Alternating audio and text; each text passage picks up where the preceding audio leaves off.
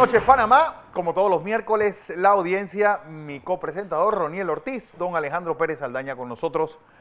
Bueno, varios temas en el tintero. El primero, pues tiene que ver con esa polémica designación de Ana Matilde Gómez como futura, o por lo menos Panamá pretende presentarla para que sea juez en la Corte Interamericana de Derechos Humanos. Se ha dicho mucho, incluso que una persona inhabilitada no puede ocupar ese cargo. Alejandro Pérez Aldaña. Bueno, mira, en las postrimerías del torneo electoral, Sí.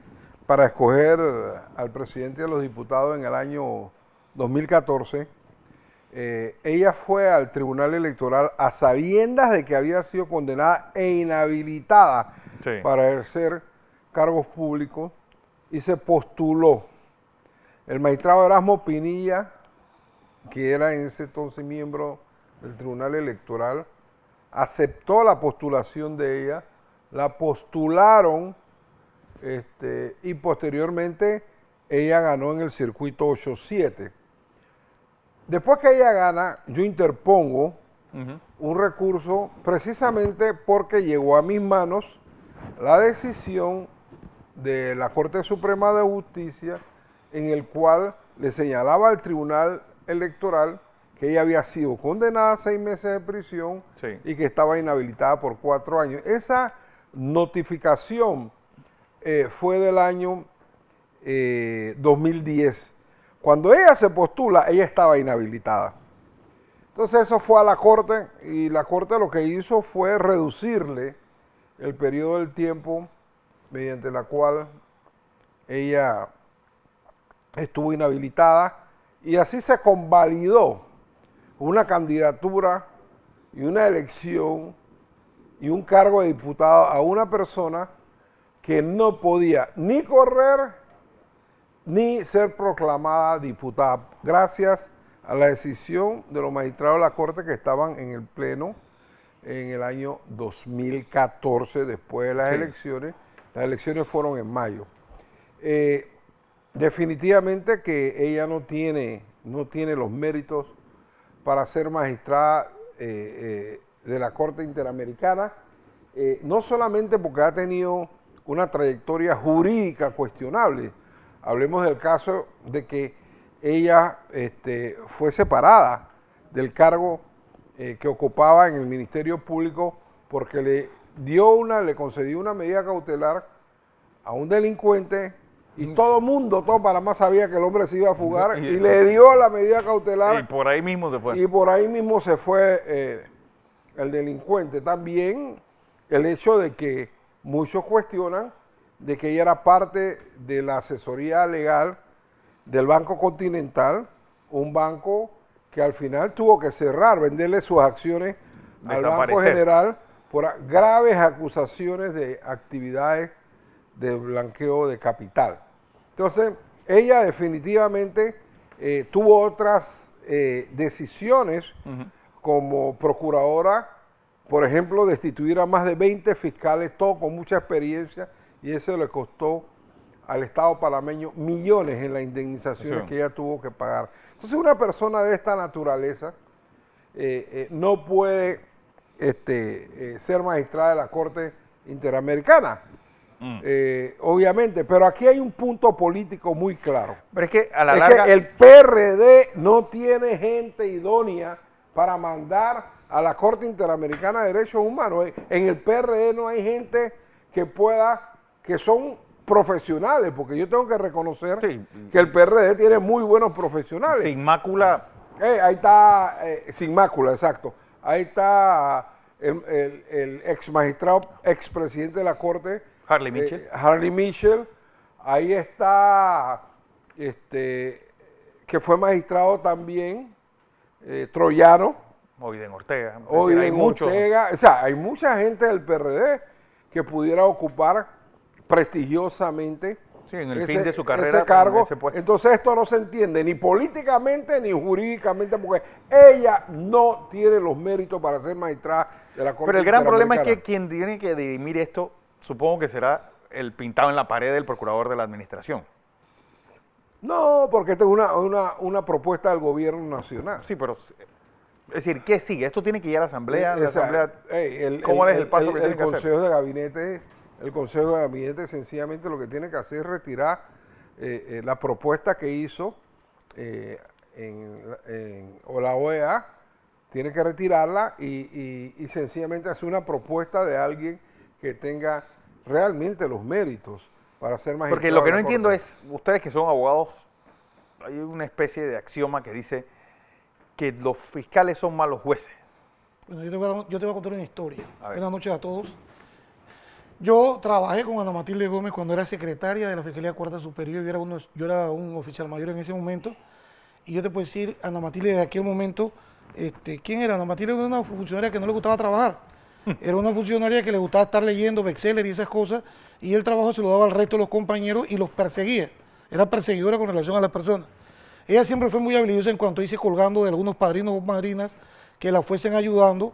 Y dio, pero ella tuvo un oscuro recorrido en el Ministerio Público porque ella la nombraron fiscal de circuito, cuarto circuito, en aquel entonces, y en aquel entonces, si se buscan en los anales de la historia del Ministerio Público, se dieron escándalos muy grandes con relación al tema de esa fiscalía en particular, que trajo como consecuencia que a ella le interpusieron, mira, yo creo que no existe en el Ministerio Público, si se busca, si no lo han destruido, pues, sí, si no lo han destruido. Antecedentes de cuál ha sido la funcionaria más denunciada, cuál ha sido la funcionaria más quejada del Ministerio Público, que al final del camino la terminaron votando. Ella se confabula con el grupo de los famosos que se dedicaban a defender la taquilla, los derechos humanos, Angélica Maitín, que eran súper amigas y se llamaban. Todo este grupo se concertó para ir trepándose entre ellos y fueron subiendo. Un día aquí mismo me dijo Angélica Maitín que ella le puso de apodo la Chilindrina, sí, porque dice que se la pasaba chillando, se la pasaba llamando, ay, ayúdame porque fulanito. Entonces así fue escalando de esa manera, porque como funcionaria realmente ella no era buena funcionaria, no por lo que yo a veces la acompañaba porque ella era la secretaria, el fiscal la mandaba, dice, me mandaban de ayudante en aquellos tiempos, y todas las perdía. Podemos ir al segundo tribunal, yo creo que no ganó una sola audiencia. Entonces yo considero... Bueno, y siempre se encuentra con Kenia Porcel de escudera, imagínate. Porque acuérdate que ella la reclutó, la que trajo a Kenia Porcel al Ministerio Público fue Ana Matilde. Pero la pregunta, porque alguien que van a nombrar en derechos humanos, es decir, la gran incógnita es, Ana Matilde Gómez era parte de ese grupo de personas maquiavélicas que se reunían en el Miramar a decidir quién juzgaban, cómo lo iban a hacer, cómo aplicar lo que Saltarín había dejado para inventar todos estos casos que se fueron cayendo poco a poco. Si alguien con ese pedigrí va a ir a defender los derechos humanos, digo, este país está peor de lo que todos pensábamos. Si tú me dices a mí que va a ir una persona distinguida por una organización que ha llevado sin banderías políticas la defensa de los derechos humanos, de todos porque aquí tiene derechos humanos el policía, tiene derecho humano el que barre, tiene derecho humano la persona que maneja el abogado, el médico, todo el mundo tiene derecho humano y es lo que se tiene que respetar. Pero si tú eres una persona que no le respeta los derechos humanos a nadie y que tú haces lo que te da la gana, ese caso que decía Alejandro, yo todavía recuerdo en aquel entonces, de ese tipo que se le advirtió que no lo dejara en el hospital, creo que fue Ramiro Yarvis, sí, el que puede darte testimonio de eso, porque era el jefe del Consejo de Seguridad. Hubieron advertencias, si a mí como fiscal me dicen, no suelte a Perenceo, porque se va a escapar, yo tomo mis previsiones y trato de buscar la forma de dilatar eso para que eso no se dé. Y así sucesivamente. Con relación a los funcionarios, fue muy perseguidora, persiguió a David Villarreal, lo persiguió simple y sencillamente porque David Villarreal era el jefe de balística de la Policía Técnica Judicial y no se prestó para defender a un señor que aparentemente ella lo conocía, que tenía un arsenal de armas y ella quería que el perito pusiera en el peritaje que eso eran de juguete. Entonces, como él no lo hizo, lo persiguió horriblemente, casi terminó con su carrera exitosa como perito, jefe de criminalística y todas estas cosas, y así se fue ella enlazando posteriormente con Rigoberto y esa gente. Sí, con Rigoberto y esa gente, que esos vagos no hay que olvidarlos, pero esta gente es la que trae... pues con ese desastre que tiene en costas laborales perdidas. Sí. Es alguien realmente que tu paso por la Procuraduría es meritorio para ponerle en un puesto tan importante. Y te voy a hablar de 3 casos que yo personalmente estuve. Yo metí una querella contra Carlos Vallarino cuando era Contralor. contralor por el hecho de un acto público totalmente manipulado y en perjuicio del erario público, y ella lo absolvió porque él era ministro.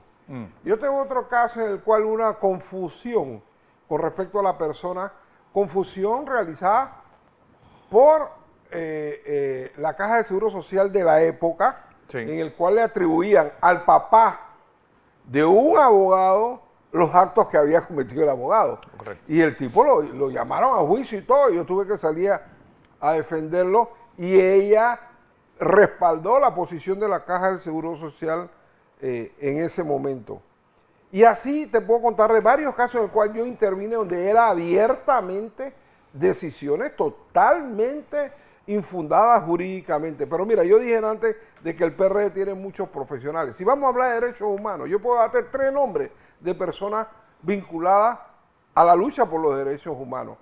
Milton Enríquez, que fue defensor, Roberto Troncoso, de la Comisión de Derechos Humanos, el mismo Ítalo Antinori, que fue ombudsman también. O sea, aquí hay mucha gente Sí. con mucho más crédito, con mucho más mérito y con mucha experiencia Pero es en que derechos humanos. A mí lo que me extraña de este país, y ustedes son abogados y dicen que 2 abogados, 3 opiniones, pero los recorridos de los casos de Ana Matilde Gómez y de Ricardo Martinelli. ¿Por qué? Porque a los 2 se les acusó de lo mismo, con la única diferencia que esta señora salió culpable, y no solamente eso, sino que ella tenía directamente relación con la persona y con todos los hechos que se dieron ahí. Sí. Es decir, entonces pareciera que estamos hablando de 2 mundos distintos y paralelos, porque no se tocan entre sí. Son 2 historias, mientras que este grupo dice que a Ricardo Martinelli deben acabarlo política y jurídicamente. Son los que le abren la puerta a esta señora para llegar a donde está. ¿Cuántos días estuvo presa ella? ¿Cuántos? No tuvo ni un minuto. Nunca tuvo Nunca ni un tuvo solo presa. día. No tuvo ni siquiera el- entrando al cuartelito. Mira, Fernando, el problema que ella tuvo, el problema grave, y por eso que aquí decir que ella reúne los requisitos para estar en esa oposición que se están disputando, sería faltar a la verdad. a la verdad. Lo principal que se necesita una persona que ha peleado por derechos humanos es tener resonancia internacional, ser reconocido como tal. Y eso con ella nunca ha ocurrido. Ella fue una perseguidora. No, además Ella que tu propio país. Ella destruyó el Ministerio Público, lo destruyó con relación al montón de personas. La estructura, ellos armaron una estructura que todavía se mantiene, que son las que la sostienen de que nadie la toca. Claro. Entonces, así cualquiera camina diciendo tú que tú eres tal o X o Y cosas, cualquiera te propone. No, pero y parece, es que que, no es parece que casual. tuviera patente de corso y que pase lo que pase, yo no le va a pasar nunca nada. Por eso es que yo digo que ¿qué sistema legal hay en este país donde gente como ella pues se va ido por la sombrita y mira dónde No, está pero ya? hay que ver la otra arista. ¿Quién fue el genio de este gobierno? que ¿Y la con qué propuso? fin? ¿Con qué fin? Ya Bueno, sabemos con qué fin. digo, Fue alguien que pretende proteger a Varela, ya sabemos el No fin. sabemos tampoco, porque es decir, lo que se está rumorando, o se rumorea es que pues al final Cancillería es una especie de cuartel de invierno de Movín. Sí, y uno lo ve por todo lo... Bueno, incluso ayer ponían una de las damas que estuvo implicada en todas las irregularidades de la extradición de Ricardo Martinelli, que ahora está pidiéndole a este gobierno que ya quiere quedarse en Washington. Y que primera vez que veo un funcionario pidiendo lo que quiere. Pidiendo lo que yo O sea, quiero. como que No, está la finca de tu exfuncionario. papá y tú quieres que tu papá te regale No, un par de a mangos. un del exfuncionario, palo. no un funcionario, un exfuncionario pidiendo lo que quiere. Así que, Lo que pasa es que esa funcionaria sabe lo que hizo, sabe para lo que se prestó, sabe todo lo que permitió. Ella sabe que si ella la sienta en un tribunal o en una fiscalía, ella va a tener que decir la verdad. Y la verdad es comprometedora. ¿Cómo justifica esa funcionaria la contratación de esa firma? ¿Cómo justifica esa funcionaria haber permitido que se le tomara declaración al testigo protegido en los Estados Unidos si el tipo estaba, el proceso estaba suspendido? Claro. Suspendido, nadie puede hacer absolutamente nada. Y simple y sencillamente ellos permitieron que el embajador González Revilla hiciera una declaración fuera de término, sin presencia de acción, violando toda la igualdad de las partes, y la utilizaron. Fue la que permitió que Harry Díaz hiciera 4 o 5 affidavits tratando de corregir o tratando de inventar los delitos que no existían para poder sostener una extradición que no cabía, simplemente no cabía. Entonces, ella es una persona que dejó sus cimientos en el Ministerio Público. Yo considero que no tiene los requisitos. Aquí no es necesariamente, Alejandro, que la persona tenga el pelo blanco o sea viejo. Sí. Aquí hay muchachos con una edad de 35, 40 años. No, pero digo, ser juez de la Corte Interamericana de Derechos Humanos ya es un puesto para que una persona se retire de su actividad pública. Exacto. Con un puesto con que mucha lo prestige y que prestige también la clase de abogados que decidimos tener en Panamá, y que mandamos a estos lugares. Si tú me dices a mí que se nombra al doctor, por decirte, uno de los mejores procesalistas de Panamá, Carlos Enrique Muñoz Pope, yo hago una manifestación para todo el mundo ver, porque ese es un verdadero abogado. Es un verdadero, pero un escritor de libros, una persona que ha sido catedrático por más de 30 y pico, 40 años. O sea, tú háblame de hombres como esos, que tienen la trayectoria. O sea, es como yo le decía en unos programas mucho tiempo atrás, que yo pensaba que la gente que llegaba a procurador, magistrado y esas cosas, cuando uno es estudiante, uno ve esos monstruos, esas estatuas grandes, y uno dice, chuleta, algún día yo quisiera ser como esa persona, pero uno piensa que llegan porque estudiaron, porque son ejemplos para la sociedad, porque le instruyeron a la sociedad, salvaron, hicieron algo meritorio, fueron y sacaron a los presos que estaban siendo violados en sus derechos humanos, cosas como esas, pero nadie aquí voy a hacer un favor, como hacían con Ricardo, con el caso de Ricardo, hago un favor para ver qué me toca a mí o qué puedo negociar. Es lo que más o menos hacían la gran mayoría, o hacen la mayoría de funcionarios y todos saben los nombres de los que llegaron sin mérito a ocupar ningún puesto. Y al final del camino no le dan la oportunidad a grandes juristas, jueces de 30, 40 años, magistrados de tribunales superiores, que ocupen esas posiciones que son posiciones para las personas que realmente deben conocerse la ley de arriba para abajo, de izquierda a derecha y de día y de noche. O sea, eso es lo que yo pensaba eso. Pero o sea, acá... Además que algo que va a dividir más una sociedad en medio de esta pandemia, yo creo que es comprarse un problema por el gusto. Volviendo al tema del paralelo entre Ana Matilde Gómez y Ricardo Martinelli. Ella fue condenada, Ricardo Martinelli fue declarado no culpable. Ella no tuvo ni un día preso, Ricardo Martinelli tuvo 2 años preso. Ella, ¿qué ha hecho por el país? Nada. Ricardo Martinelli ha hecho mucho por el país, sin embargo, ella sí tiene un muro, una cubierta protectora mediática de intereses económicos muy grande. Y lo que tiene Ricardo Martinelli, que todo eso están en contra de él. Me explico, él nada más tiene al pueblo, a más nadie, al pueblo panameño que lo ve él como una esperanza. Entonces, yo te digo una cosa, definitivamente ella no debe ser magistrada. Si no tienen nombre, no quieren poner a alguien del PRD, no quieren poner a los derechos humanos, no quieren poner a los que menciona Ronnie. Aquí hay 2 buenos abogados. Uno es Sidney Citón, que se conoce perfectamente todo lo que es la legislación interamericana, la legislación de derechos humanos de Naciones Unidas, y el otro, que yo sé que ha tenido muy buena intervención en la Corte, es el licenciado Boris Barrios, que también escribe libros.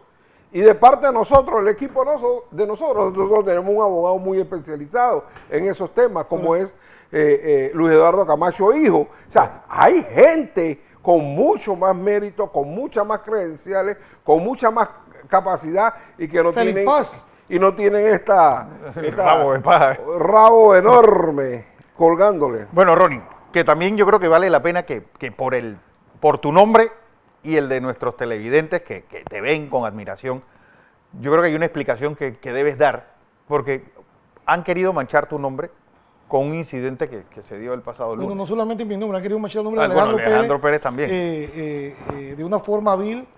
Pero bueno, mira, me dijo un día el señor Ricardo Martinelli que no sé qué había pasado con él cuando una vez que fue funcionario habló con el FUFO. Y él le dijo, Arnulfo Arias, el doctor Arnulfo Arias, Madrid. Y el doctor bueno, que su padrino de boda. Le dijo, exacto, el doctor Arnulfo Arias le dijo, muchachitos, hablen bien o hablen mal, lo importante es que hablen. Eso significa que existo. Yo les doy muchas gracias a estos inectos, porque esto es algo planificado que tenían. Gracias a Dios, los que me conocen, Fernando, como tú, saben que yo soy una persona que no tomo. A mí me invitan toda la semana y día mi señor sexto, segundo, nada, o sea, yo tomo, me emborracho de soda, agua, soda y jugo. Pero yo soy abogado las 24 horas del día, soy abogado, asesor del señor Fernando Fraguela.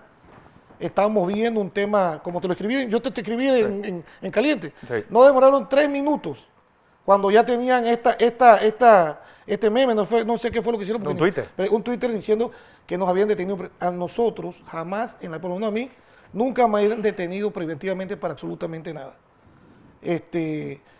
Yo medié porque sacaran a los que eran trabajadores que tenían su salvoconducto. Esto fue una cuestión que ocurrió como a las 8:30 de la noche, no estaban fuera de los. Y lo que más ayuda aquí son las fotos que habían tomado infiltrados. No había un solo trago en ninguna mesa. Y las personas que estaban ahí después, cuando empecé a entrevistarlos, porque los entrevisté uno por uno en el transcurso de la madrugada, la mayoría eran extranjeros. Extranjeros que habían venido de vuelo. Había un grupo que habían como 5 o 6 personas y fueron a buscar comida. Estaban parados, esperando su alimentación. Y el resto de las personas que se llevaron eran los muchachos que estaban con delivery o otros clientes que estaban llevando su bolsa. Hubo uno que yo mismo le tomé la foto. Digo, no botes tu pollo, porque el hombre tenía su pollito en una bolsa. No botes tu pollo porque esa es tu comida. Claro. Y cuando vayan donde el juez de paz, se alegará lo que se tenga que alegar y se aclarará. Además que fue a las 8 de la noche. A las 8 de la noche. Entonces, esto es una persecución que tiene el representante, según me dijeron los Fraguela, Ricky Domínguez, para con ellos, del Partido Arnulfista. Y te voy a aclarar por qué del Partido Arnulfista. Porque cuando el hermano de Fernando estaba vivo, que murió Carlos Fraguela, Sí. fue competidor de él y le ganó. Entonces ahí se formó una guerra. Posteriormente tuvo rofiadera con el otro hermano, y el que ha pagado los platos rotos es Fernando, que nosotros estamos atiendo por otros temas que no tienen absolutamente nada que ver con ese negocio. Y mi presencia ahí, lo podían verificar en cámara, fue de 15 minutos. Yo llegué a leer los documentos, que si ven la mesa donde está el abogado Chan, estaban todos los documentos de los que se tenía que firmar, por unas cuestiones migratorias y unas cuestiones de familia. Entonces, fuimos tranquilos, hicimos toda la diligencia, pero este abogado que está aquí le quiere dar las gracias porque me han hecho más famoso, me han hecho ganar más plata, me están contratando más clientes, y eso es lo que realmente les duele. Y nos han dado un caso, que yo voy a querellar porque yo no estaba ahí. Y dijeron que a mí me habían detenido. Primero, como abogado, aún en época de pandemia. de toque de queda, nosotros los abogados podemos circular sin ningún problema, enseñándole a la policía el carnet de abogado, y en casi todas las ocasiones me preguntan, ¿y qué va a hacer? Y yo le explico qué es lo que voy a hacer. Yo no estaba ahí, para empezar. O sea que es una falsedad la foto de que a mí me habían detenido. A mí nunca me han detenido por violación al toque de queda, porque estoy habilitado por la Corte Suprema de Justicia para actuar aún en época de toque de queda. Eso es un lado. Lo otro es que esta situación de sacar eso estaba prefabricada. Sí. Es decir, lo que hicieron, las detenciones que hicieron, estaban en coordinación con otra gente que ya había hecho esta publicación y que solamente la tiró, después de haberla hecha horas antes o días antes, la tiró a las redes sociales. Y esto tiene que ver mucho con una cosa que me pasó a mí. A mí me hurtaron el carro, no destruyeron lo abrieron, no sé cómo, y se llevaron una serie de documentos que yo tenía. Y yo hice la denuncia, y yo le decía al fiscal en el Ministerio Público, en el edificio, a veces yo le decía, ¿qué ladrón roba papeles? Sí, es verdad. No hay ladrón que robe papeles. Eso tiene que ser el Consejo de Seguridad, y así yo lo pongo en mi denuncia criminal. Yo acuso al Consejo de Seguridad. Yo acuso a la gente del Consejo que tiene seudónimo Ángel. Yo acuso a la gente del Consejo que tiene el seudónimo de Jaime. Yo acuso a un tal Espinosa que hace rato está pinchando a Martinelli, está pinchando a Camacho, y que esa gente, en contubernio con elementos delincuenciales del Partido Panameñista, están creando todo un morbo para tratar de mellar la fuerza política que tiene Ricardo Martinelli. Entonces me robaron, después me meten este meme y hacen esto. Yo te voy a decir una cosa, quizás Ronnie no lo sabe, no sé si lo sabe. Pero el problema con Fraguela, además de la pelea que tuvieron, es que los varios miembros del Partido Panameñista, cuando estuvieron en el poder, le pedían coima a Fernando Fraguela. Le pedían coima a Fernando Fraguela. Y yo le he dicho varias veces a Fernando Fraguela, y no lo ha querido hacer, que denuncie eso. Que lo diga. Que denuncie eso. Entonces, esta es una persecución orquestada, en la cual los panameñistas están metidos, el Consejo de Seguridad está metido, pero yo estoy acostumbrado a eso. Y yo no creo que aquí Roniel Ortiz ni va ni perder prestigio, porque esto es una tontería. Si me hubieran dicho que me agarraron con 70 kilos de cocaína, sí, a lo mejor yo hubiera entendido la foto mía en los periódicos. Pero decir que me metieron preso sin yo haber estado ahí siquiera por violación al toque de queda. Ey, por favor, no sean tan estúpidos. Pero el Mr. Político, que es una página afín al barelismo, fue el que publicó. Yo espero que Mr. Político no retires la página, no bajes nada. Ya nosotros tenemos casi todo captado porque te vamos a dar en la cabeza. Tú estás preparando para hacer cosas y sabemos que quién está detrás de ti. Hoy salió en otro programa que hubo en otro restaurante, salió el señor Domínguez a defender porque es un empleado de él. El que él manda solo, o sea, es la justicia sola, a hacer todo este tipo de cosas. Pero estamos estudiando algunas cosas, no tenemos que decir nuestra estrategia, pero esperamos que no descuelguen lo que pusieron, porque esa es la prueba del delito. Se ve berraquito y guárdala, déjala ahí, que la vamos a utilizar. Bueno, saludos, don Ronnie. Bueno, saludos primero que nada a la niña Kimi, la hija de Jessica. Oye, primero que nada, yo creo que de tu parte, de todos, bueno, esa entrega de la idoneidad a tu hija Chantal, pues... le entregaron la idoneidad. Sí, hoy le entregaron la idoneidad a Chantal, ya es abogada. Bueno, y lo publiqué para que todo el mundo supiese. Eso es lo que construyen los grandes hombres, construyen eso, buenos hijos. Eso hizo mi mamá conmigo, mi papá conmigo, y yo lo estoy haciendo con mis hijos para que mis hijos lo hagan con sus hijos. Y uno sentirse orgulloso de esas cosas, no perdiendo el tiempo en payasadas y boberías. Yo no soy político, a mí eso no me perjudica en absolutamente nada. Y si no tengo que ocupar un cargo público, nunca más en mi vida yo soy orgulloso de ser un abogado defensor.